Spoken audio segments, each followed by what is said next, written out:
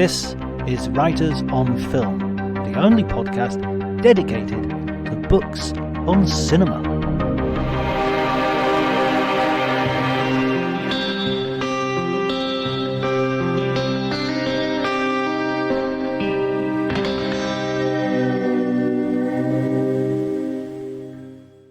So when we left off the conversation in part one, it quite neatly sort of stopped just before you got married and you left for Australia. So just for our listeners who haven't perhaps had the opportunity of reading that second volume, Time Flies 2, TOO, can you fill us in on what that process was like? It was pretty simple. Once I decided to do it, I did it, and doing it was involved resigning from the company that I'd worked with for 13 years, which was most of my adult life, and talking to my ex-wife and my children, and packing suitcases, and then in typical Virgin style, Richard threw this enormous party. It was done with such style and thoroughness that one could almost suspect it was welcome. But it was a party. It was a party to say goodbye, and it was wonderful, absolutely wonderful. I mean, it was, if you're going to say goodbye to a country and to a company and to people who have been dear to you for all those years, then that's the way to do it.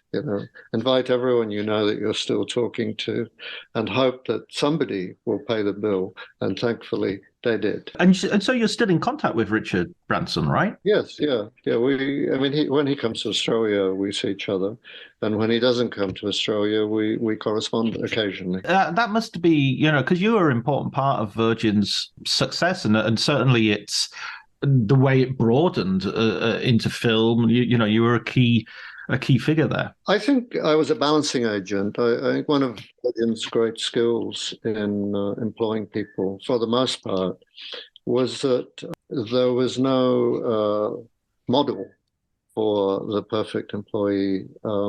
It was all about creating a team of people, all of whom had disparities in some ways, but whose desires for the company and hard work and self-application was unswerving. So it turned out to be a very good team of people without it having, I think, any conscious design behind it. How did you see the film? So you're going on to this new adventure in Australia, and how did you see the film industry as was in Australia at that time? I mean, it's with some notable exceptions, it's not as bubbling maybe as the one you were leaving. It felt a little procedural. I mean, one is always appreciative of any kind of government or tax incentive that enables films and television to be made. But I found that in any situation in which the process is kind of formalized and applications are made, and of course boxes get ticked both literally and metaphorically, that there can be a slightly mechanical air to the process,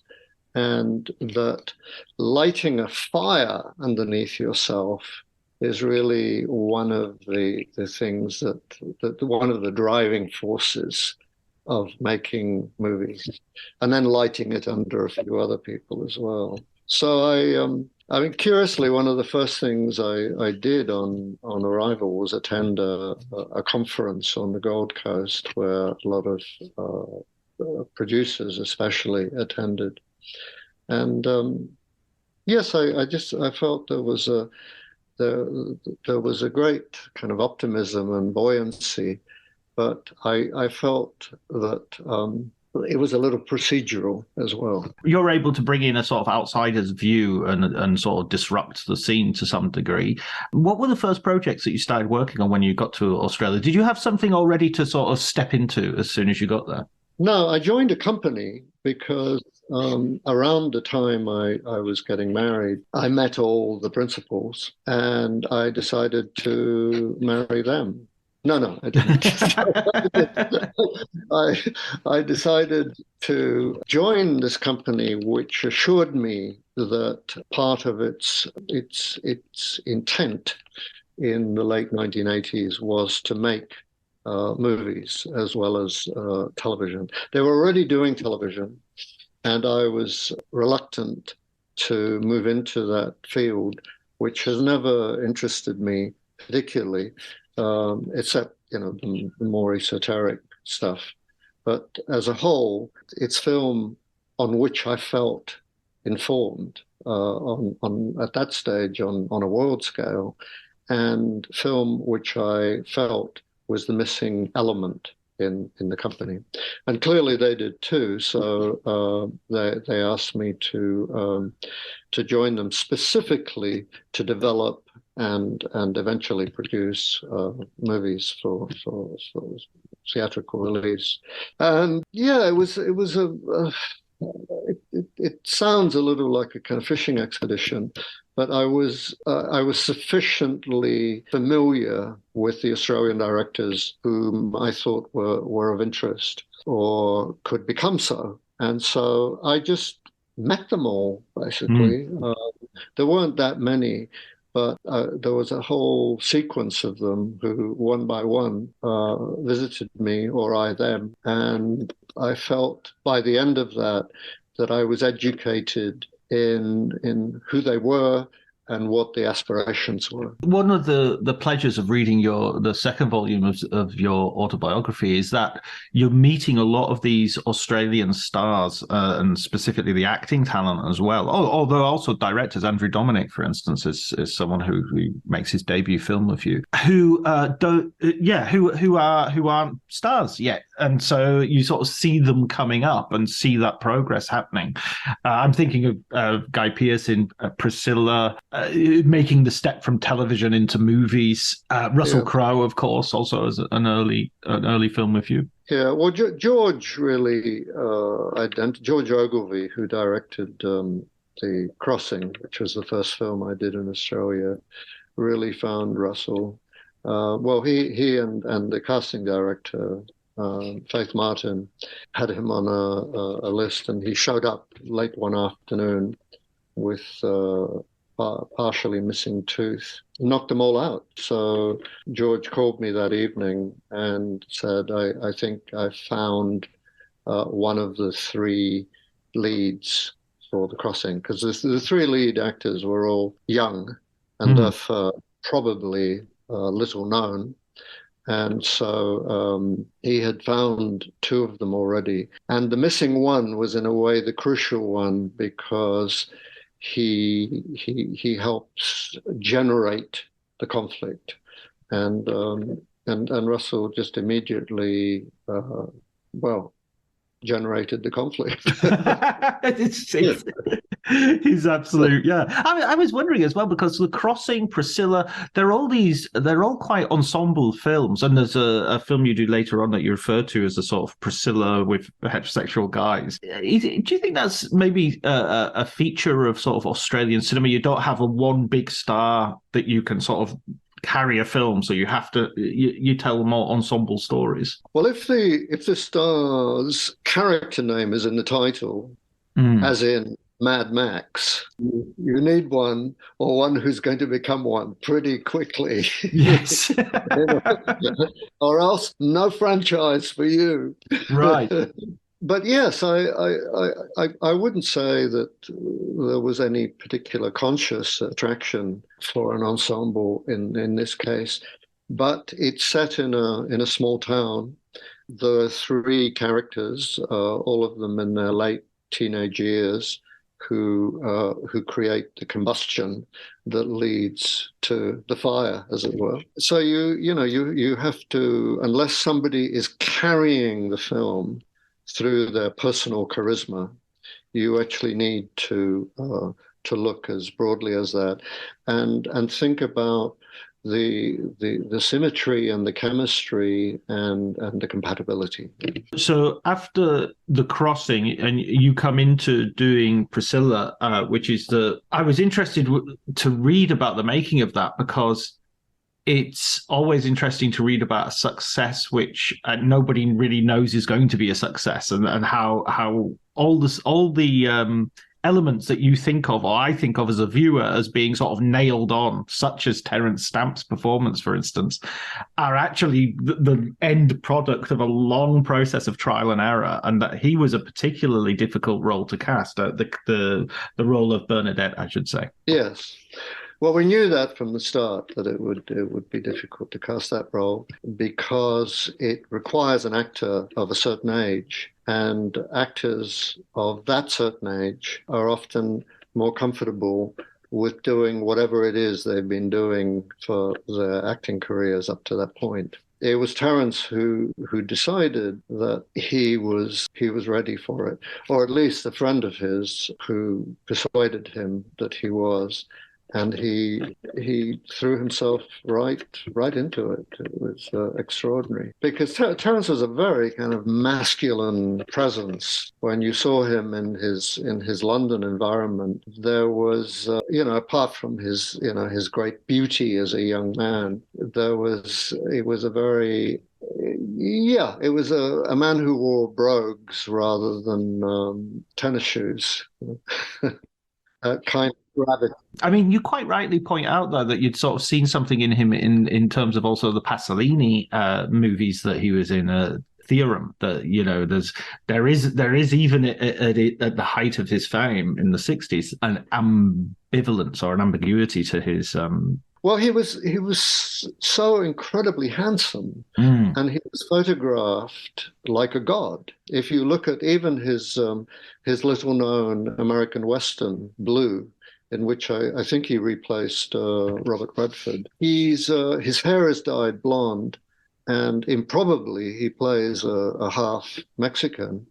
But when the camera is on him, it practically defies you not to pay attention. There are many actors for whom that is not the case. So he had been kind of canonized in a way as a young man, which made his practical disappearance in the 1970s.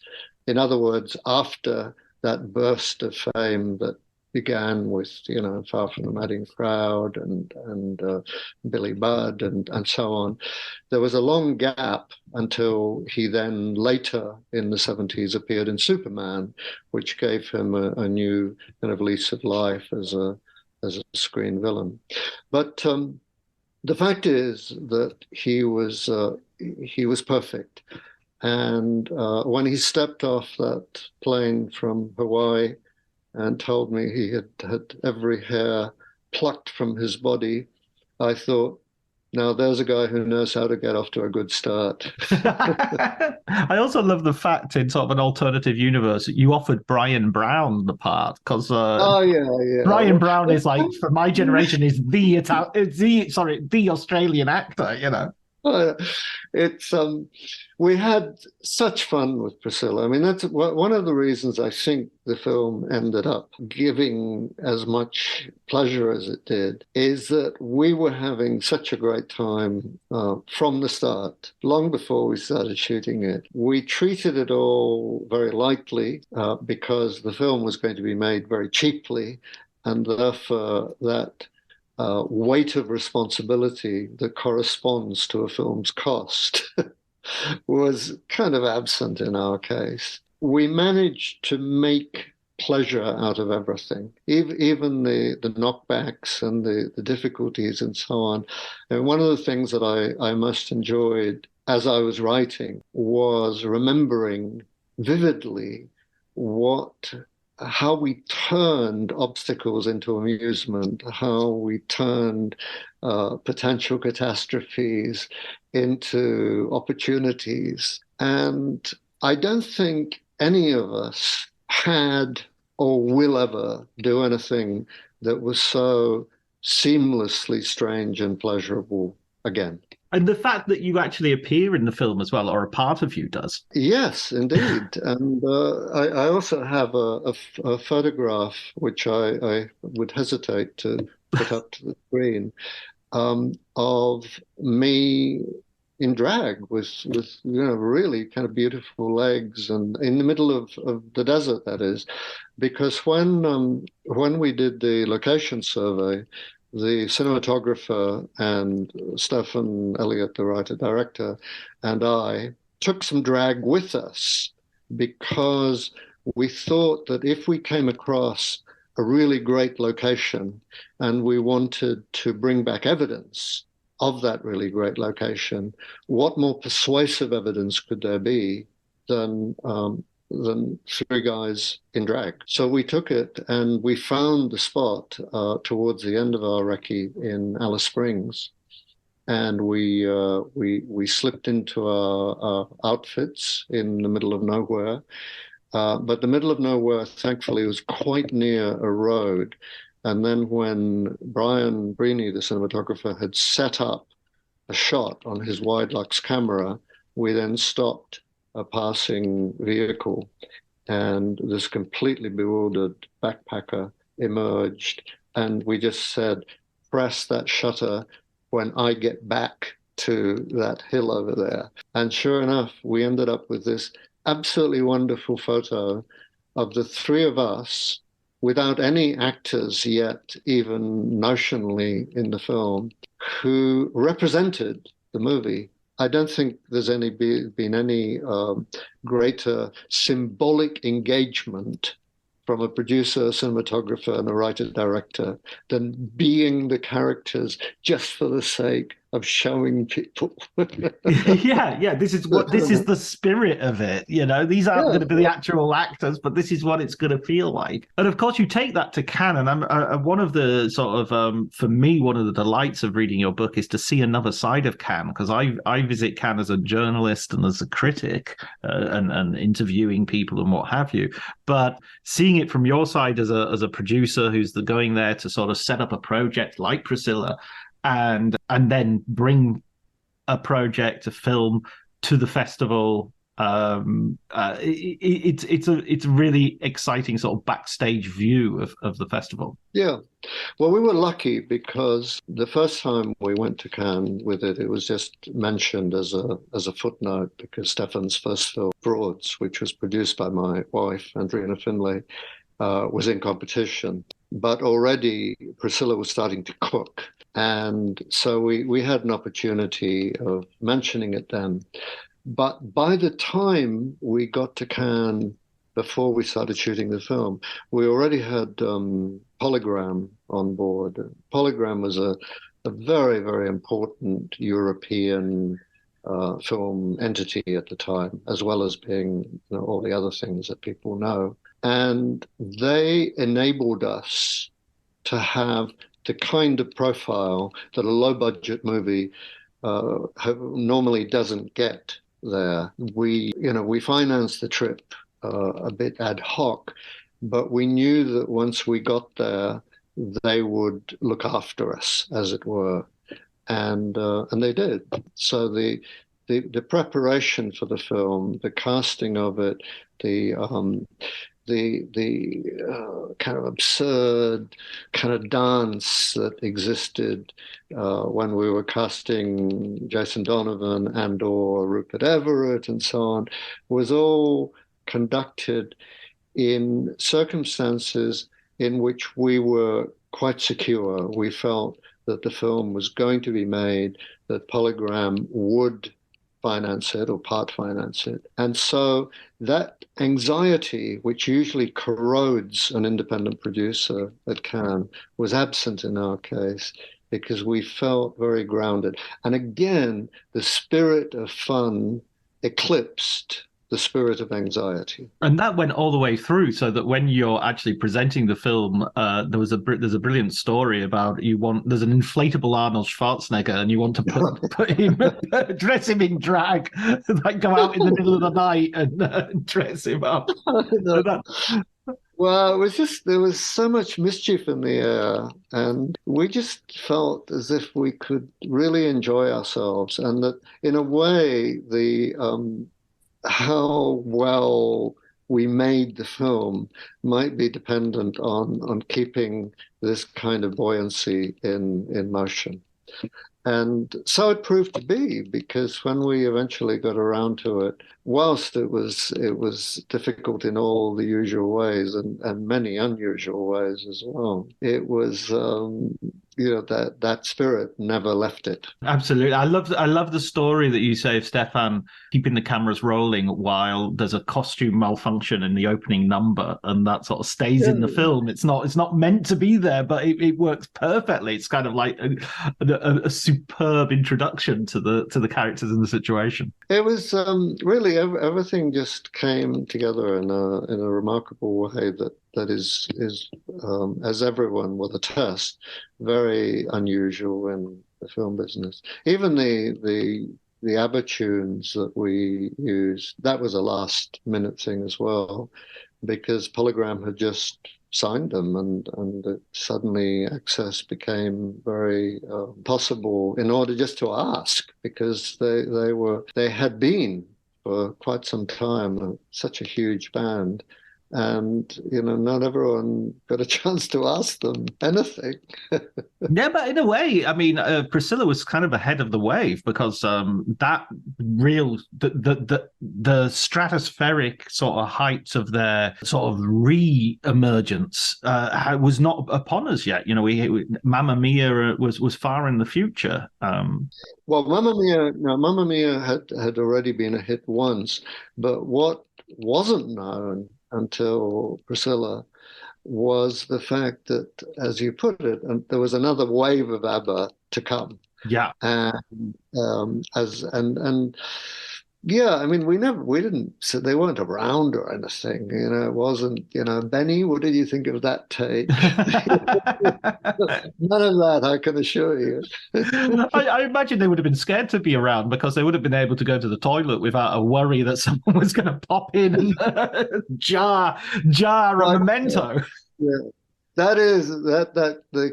contribution to the script I'm immensely proud of, which was a story that I had heard, and yeah, occasionally you can tell a story when you're driving around a country just exploring, and it can set the imagination alight. And the story was one that I had heard about somebody who, when ABBA were in Australia previously, they did a tour here in the 1970s, that there was some kind of a boat cruise in Perth, and one of the guests, a young man, had gone into the toilet as Agnetha came out of it, and discovered that, as the film put it, she had left a little present for him. And he bottled it and had it on his mantelpiece. That is fan craziness. Yeah, absolutely. Like a relic of a saint. Yes, exactly. A piece of the true cross. And yeah, I mean, you said earlier about Mad Max becoming a franchise, but Priscilla's kind of becomes a franchise, because the spin-off musicals go all the way, continue to this day. The effect that the film has, and it's even more remarkable when one of the notes you receive before the film is released is, could you cut out the songs? Yes, yeah, pretty much so. It was that was a tough part on maintaining our sense of humor, but thankfully we did, and at the same time as we were maintaining a very firm resistance to being persuaded to do something wrong. And there were a couple of suggestions in that realm, and we resisted absolutely. And of course, once you've, I mean, the business then, and possibly still now, sanctifies successful test screenings. Mm. And until you've got the film in a state in which it's possible to test screen it and deliver to an audience what they're accustomed to hearing, because they're not accustomed to hearing a film with, partial sound and silent scenes that are supposed to be noisy and so on. So there's during the time that you're editing a film and haven't yet shown it to the public, there is a lot of potential for argument about what works and what doesn't. And only when you've got the film to a standard where you're confident it can make the kind of impact that it should, can you do that. And we did, and it was all our ideas turned out to be reinforced by the audience's reactions. Yeah, absolutely. I think that's always the case with something quite as unique as that film, because to hear the log line, at that period when nothing like that had been seen really, would be difficult. But at the same time, you kind of had to race a rival Hollywood production because there was another film sort of in the works. Yes, it was in the works for a while, so it didn't come out immediately after. That was To Wong Fu, Thanks for Everything, Julie Newmar, and it came and it went. I think that the film, I think that Priscilla by then had kind of established itself in a universe of one, basically. Yeah, absolutely. So, following the success of Priscilla, your position in the Australian film industry was somewhat, was solidified, and you had several films at your back. How did you to go about sort of choosing projects to continue with and to further? I just decide what I feel I'd like to do next, and then set about trying to do it. Right. It's a very primitive, borderline crude philosophy, because usually, well, certainly these days, which is where life is much more corporate, and producers seem to proliferate everywhere you look. It's probably a little more difficult, but I kind of can only plow one field at a time, really, and that's what I did. And the film that I wanted to do afterwards, which I was approached about, was a movie called Heaven's Burning. I think basically I wanted to work my way around all the deserts in Australia, and that was a different desert. And this time it was Russell Crowe and Yuki Kudo. And then I went back to a different desert for Siam Sunset, which was the first film directed by the well-known actor in Australia, John Paulson. So I became Al, King of the Desert, briefly, but I just couldn't. I just was looking for getting deeper and deeper into the country, I think, and trying to, I don't know, trying to find out how Australia worked. And of course, with Heaven's Burning, you're back working again with Russell Crowe, but here the relationship begins to sour. Specifically in when you're doing the publicity for the film. Yes, yeah. No, it was fine before. I mean, my conviction is that the earlier you meet in people's lives, the more likely you are to have a good relationship, or a long one, because there's more time in which to have one, but also in doing so, you meet at a time before your lives have become more complicated, and therefore you're more open to each other. And with Russell on The Crossing, that was very much the case. We were all kind of finding each other for the first time.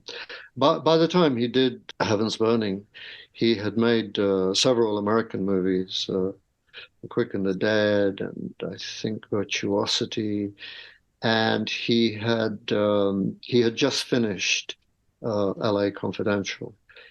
He had agreed to do Heaven's Burning before he started L.A. Confidential, and I think by the time he finished L.A. Confidential, he was already getting offers to do American pictures, which would have been to his benefit probably, but we needed him for our film, and he had agreed to be in it and so on. So he did. I mean, he just, he came exactly when he was supposed to. But it was a difficult experience for him, I think, because he was probably speaking to his agent most days and hearing about what it was that they wanted him for next and so on. And for us, it was difficult just because I think, his professionalism was unswerving, but I think his heart was kind of pining for what he'd left behind. The so-called falling out, well, it was a falling out, really. It was simply that he was at a time when our film needed his support. He was quite kind of muted about it. And I understand why, and I accept why, but it was a great irritant at the time. Yeah, you kind of want him to be on a publicity sort of at least not doing any harm to the movie, at least not dismissing it. Or... Yeah, and I don't know. I mean, these are complaints that I heard from the distributors. So it wasn't. I wasn't present. I just knew that it wasn't right and that it was diminishing us. But anyway, these things happen, and he went on, as we all know, to a fantastic series of performances. Some of them really exceptional. Yeah, absolutely. One of his films which isn't as celebrated as I feel it should be, and one of his best performances is in Michael Mann's The Insider. I think that film is.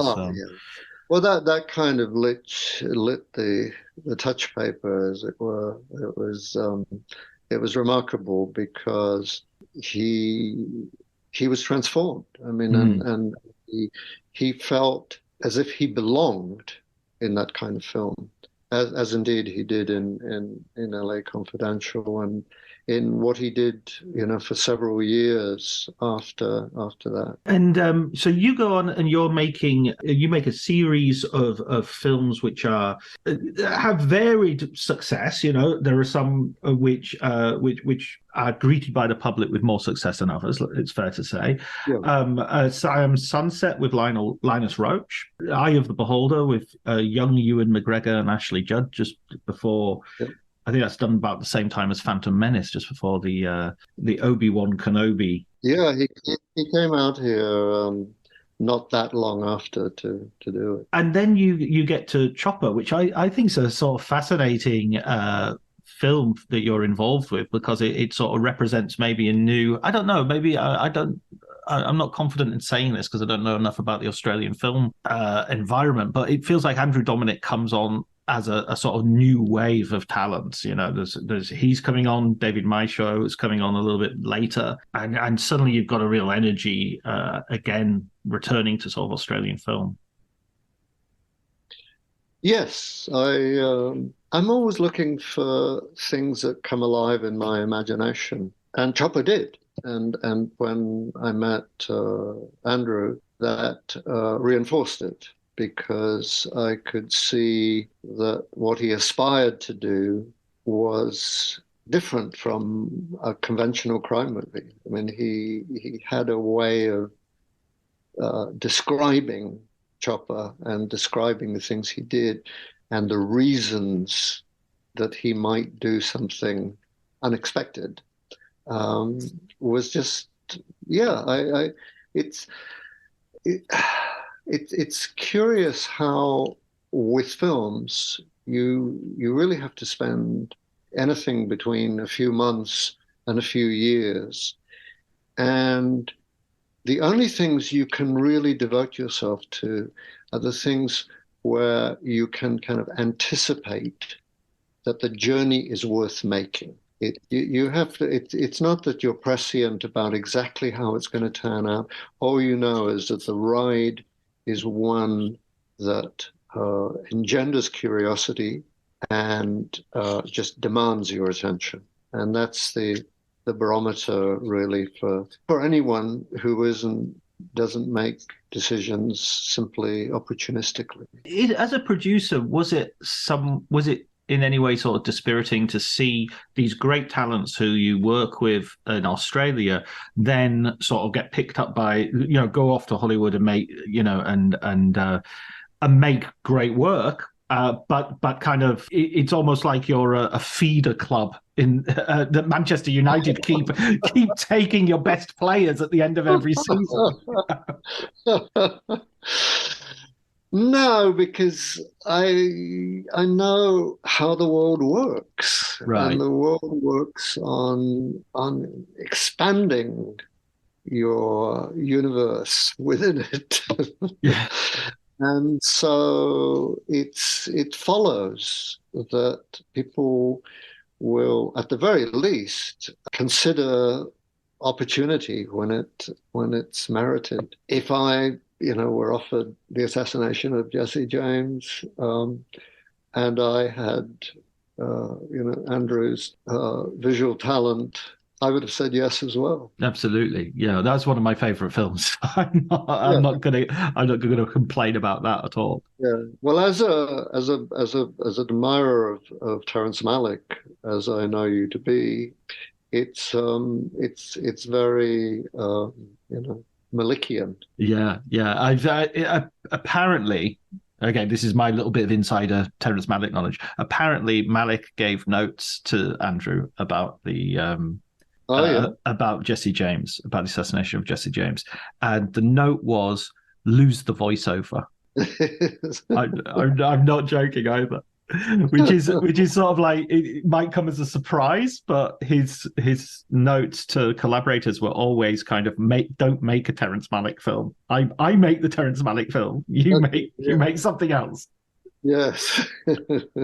Yeah, but it's anyway. It's a beautiful film, and I can understand why it had limited commercial success, but it's just a kind of it just seems boundary free. The boundaries are just those created entirely by its makers, and none of them are created by artificial considerations.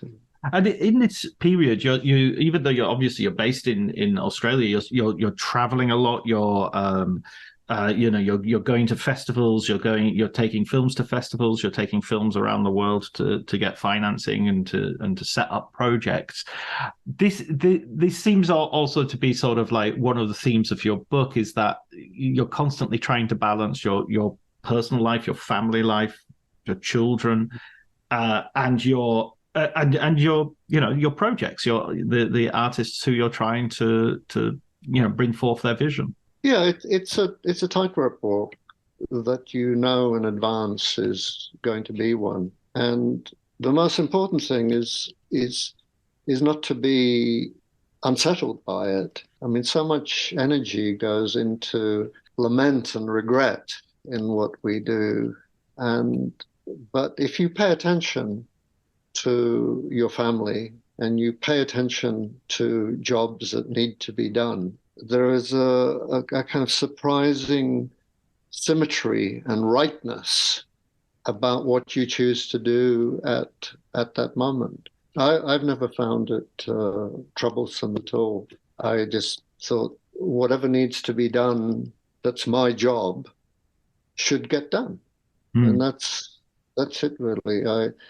I find it very difficult to discuss producing for that reason, because I have a very simple-minded approach to it, which is if it needs doing, make sure it happens. Yeah, the way to Moscow is to go to Moscow. Precisely. Looking at the Australian film industry now, how do you feel about it? How do you feel the present state of affairs is? Well, I think that it's adventurous at times. I mean, Australia has always produced a number of films every year that really take you by surprise. Right. I mean, I always remember in Cannes in 1996 seeing the first film by the sadly late Shirley Barrett, Love Serenade. And I felt I was in the presence of something I'd never seen before. The elements were familiar, the setting, the pitching of the lead performances, its eccentricity, its rhythm, and so on. But I was just so taken by its incredible charm and good nature, and also its darkness, you know. And that has always seemed to me the prototype of the kind of film that I would cherish more in from Australians. I realize, you know, that not everybody wants to make that film, and that they will want to make some other kind of film. But what I always champion is idiosyncrasy and something that is kind of all eclipsingly personal. How do you think that compares to the British film industry that you, of course, you're instrumental in shaping to some degree in the 70s and 80s? How does that do you because it does seem to me that what you just said is absolutely true, that every year we have a handful of Australian films which are really striking and surprising and transfer, they go international. With British films, I sort of always feel a little bit less, that there seems to be more of them, and there's a broader range perhaps, but those films that really stick out sort of don't seem to be, or maybe it's the contempt of familiarity. Well, it's also the fact that we don't see everything that comes out of the UK, and you probably don't either. And what we do see naturally affects our perception of the whole thing. I suspect there are nooks and crannies where remarkable things are being done there. But like you, I don't see much evidence of it. The films that I see feel that, well, historically, of course, there's been a much longer relationship between the UK and the US. So the American actors, for example, would favor probably a so-called quirky British film over its Australian counterpart. I know Australia is a rising star, or so we hear year after year. But I think as I say, the history and the geography of the US and the UK means that there is a much more fluid relationship there. And yes, I think the further away you are from the availability of instant star power, the more significant and important it is for you to concentrate on doing original work. We're always struck by that. And the more films we see, the more struck we are by original work. Yeah, absolutely. I think as well, in this time of television, where there are so many more stories out there being told in so many more original and interesting ways, kind of cinema has to up its game. It has to, otherwise it will just become a fairground of franchises. Yeah, I'm also a little disturbed, actually delete a little, increasingly disturbed by the absurd number of producers on film. It really is absurd. No matter how small the film, it just the producing credits are endless, and so I wonder, unless everybody has a completely different role, how many people can make up a production team, or whether they actually ever meet. Possibly they have, Zoom calls going in, 30 different directions. But I can't, I know that, people who put money into films now expect such acknowledgement and so on. But why can't it just describe what it was, which was financed by? I find it remarkable and rather dispiriting that you get one director, but you get up to 45 producers of different some of whom never meet.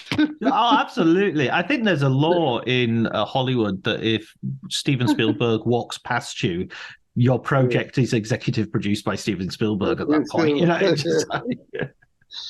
But it's so bizarre, and I know, historically film has always moved in phases, but this is a phase of serious overcrowding in the production department. So, having written the two volumes of your memoirs, what surprised you the most, sort of looking back? Did you have any sort of surprises of things that you hadn't really realized, but now looking back in this way, it stood out? No. What occurred to me was that I did pretty much everything that I wanted to do. And what an extraordinary thing to be able to say and feel when your stamina is diminishing a little and your desire to do it repeatedly is more questioned by you. And so it's curious. I can't think of anything that I would have done any differently. This is a sign of either wisdom or comprehensive ignorance. But how the two often look incredibly similar? Yes, so it would appear. But yeah, I just, I search in vain. I'd love to. I wish I'd been prepared for that, because there is a potentially great answer to that. I think my favorite one. I can't remember the film in question, but a director was asked once what he would do if he had his whole life to live over again, and without hesitation, he said, I'd do everything exactly the same, except I wouldn't have made and then named the film. Right. There's just one film. Film, that's right. Yeah. But it was, it felt quite prepared, and I would hesitate to single out anything that I hadn't wanted to do, because I wanted to do them. Yeah, you wanted to do them for the right reasons, no matter how they turned out. Yeah. Well, and I was confident that they would turn out in a way that was, whilst not exactly the way I envisaged them, in a way that in some cases was even more interesting. And what about now? Have you got any projects that you are sort of dabbling in or putting together? No, I'll know it when I see it. But right now, I'm completely concerned with making sure that my books are read, and that my neglected family is given much more of my attention in the form of a holiday we're going to take imminently, and that 3-4 decades of continuous work are rewarded by variety and pleasure and care. And you still you're still. It takes me back to the very beginning of your first memoir, where you're going to the cinema in Spain to watch to escape. You still pop in the cinema for that same feeling? Yeah, well, we live very near a cinema in Sydney, the Randwick Ritz, which is absolutely extraordinary for me, whose boundaries are boundless, because it shows films of all nationalities. It'll show something that hardly anybody wants to see once a day. So just to make sure that whoever does want to see it goes to see it, or has the option of doing so. And it's at any given time, it's showing two or three things that interest me. It's an amazing blessing to have the proximity of a cinema as one of the proximity of a good cinema that knows how to program well in one's roaming territory. Yeah, in one's vicinity, absolutely. It's like you need a good bakery, good butchers, and a great cinema, and a good bookshop, of course. Yeah. That's my village sorted. Yes. Well, listen, Al, thank you so much for talking to me once more. It's been a wonderful conversation over these two conversations, really. I've really enjoyed reading your books. I encourage everybody to do so. It's just a fascinating life. Real privilege to talk to you. A great pleasure for me too.